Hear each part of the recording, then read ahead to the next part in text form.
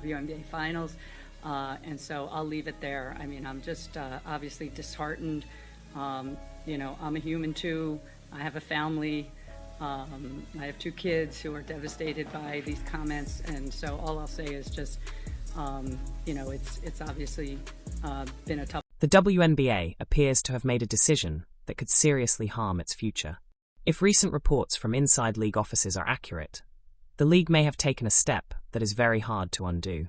For months, there has been growing tension between the league's sudden rise in popularity and the way it has traditionally been managed. That pressure has now reached a breaking point. What is surprising is how fast everything seems to be unraveling, catching fans and analysts off guard. According to multiple reports, Commissioner Cathy Engelbert is said to be considering a suspension of Caitlin Clark after negotiations over the new collective bargaining agreement collapsed. The claim is that Clark declined to accept the contract offered to her by the league. Insiders suggest this proposal was designed to limit her influence and restrict how much she could earn outside the court. If the league believed this move would push her into compliance, it may have badly misunderstood the situation. The reaction has been immediate and intense. Fans are voicing their anger, some are backing away from season tickets, and online discussions are overflowing with criticism. This response goes beyond normal disagreement. It is a clear warning sign. Women's basketball has worked for years to build financial stability, and that progress now appears fragile. One controversial decision could undo years of momentum. To understand why this situation matters so much, it helps to look closely at what reportedly happened during contract talks. This was never just about salary numbers. Sources say the league offered Clark a deal that favored team control rather than player freedom. The agreement allegedly included broad rights to her image, required frequent promotional appearances, and offered pay that did not reflect her true market value. These conditions would have limited her personal growth and long-term opportunities. When Clark declined to accept the proposal, it sent a powerful message. This was not just a disagreement over paperwork. It was a rejection of a long-standing system that often expects players to accept less for the sake of the league. Clark is not an average player, and treating her as one created a chain reaction of problems that led to the current controversy. There is now a growing belief that the commissioner viewed Clark's refusal as a challenge to authority. From a traditional viewpoint, the league comes first, and no individual player should have outsized influence.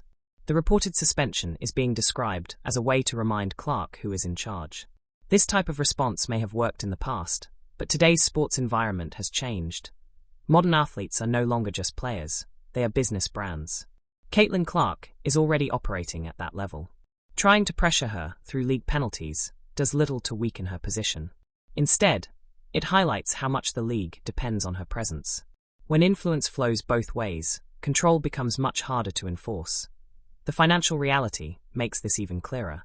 Clark reportedly has a major endorsement deal with Nike and additional partnerships with well-known brands. Her off-court income is far greater than her WNBA salary. In comparison, the league's maximum player salary is relatively modest. Suspending that income would have little impact on Clark, while the league would feel the consequences immediately. The WNBA benefits directly from the attention Clark brings. Television ratings, ticket sales, sponsorship interest, and expansion plans are all tied to her popularity. Removing her from the court would weaken the very foundation the league is currently standing on. This creates an uneven balance of risk, where the league stands to lose far more than the player. Timing also plays a critical role here.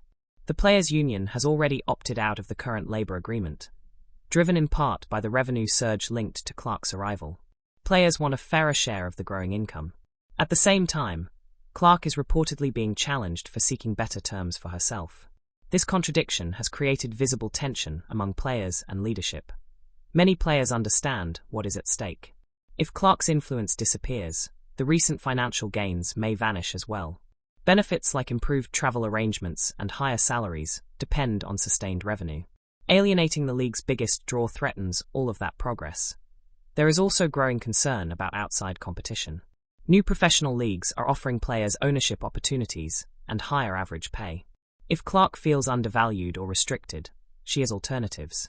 A move like that would shift attention and credibility away from the WNBA almost overnight, changing the landscape of women's basketball. Fan response is another major warning sign.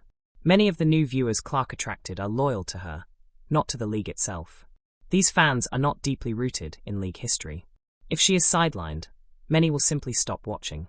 Past examples show how quickly public interest can cool when fans feel ignored or disappointed. Social media reactions have already escalated, with calls for accountability from league leadership. The league now faces criticism from both its star player and its audience. Managing one crisis is difficult. Managing both at once is far more dangerous. Commissioner Engelbert's leadership is now under intense scrutiny. Earlier in the season, she was criticized for staying silent during player conflicts involving Clark. Later comments comparing serious social issues to sports rivalries caused widespread backlash. Now, the shift from silence to strict enforcement has left many questioning her judgment. Owners, who are finally seeing returns after years of investment, may be growing uneasy. League commissioners ultimately answer to ownership. If leadership decisions begin to threaten profits and public trust, changes at the top often follow. The broader labor negotiations add even more complexity. Players are pushing for a revenue-sharing model closer to other major leagues. For years, the argument against this was limited profitability. That argument is harder to make today. Attendance is rising, merchandise sales are strong, and viewership numbers are climbing. Much of that growth is tied directly to Clark's presence. Offering her a contract that limits her future sends the wrong signal. It suggests the league is still focused on controlling costs rather than building long-term value. Clark's refusal shows she understands the business side of sports better than many expected. Finally, the emotional side of this story cannot be ignored. Since entering the league, Clark has faced visible resistance from parts of the established order. Some comments and on-court behavior aimed at her have raised eyebrows. The role of leadership should be to unite generations of players and celebrate growth.